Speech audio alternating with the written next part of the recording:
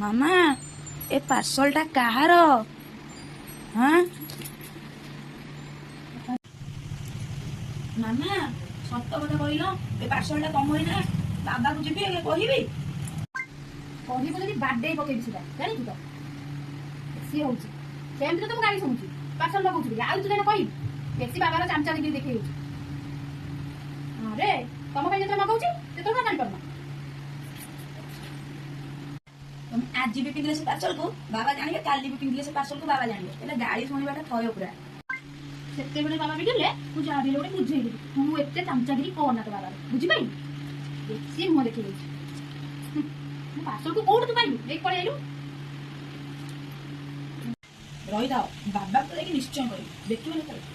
କଣ ହଉଛି ମା ପୁଅର? ଦେଖୁନା ବାବା କଣ କରୁଛନ୍ତି, ଆପଣ କଣ କାମ କରୁଛନ୍ତି? ଦେଖୁନା ମାମା କଣ କରୁଛନ୍ତି ପଚାର। ରହିଥାଅ, ବାବା ତ କହିବି ତ ନିଶ୍ଚୟ କହିବି। ରୁହ। କଣ ଇଏ?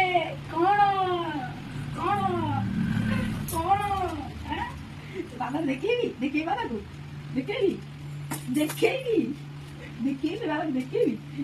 ତମ ପାଇଁ ଯେତେବେଳେ ମଗାଉଛି ଆମ ପାଇଁ କଣଟା ମଗୁଛ? ଦେଖେଇବି ବାବାକୁ, ଦେଖେଇବି। ରହିଥାଉ ମଗେଇ ରହିଥାଉ ତମ ପାଇଁ। ହେଇଗଲାଣି।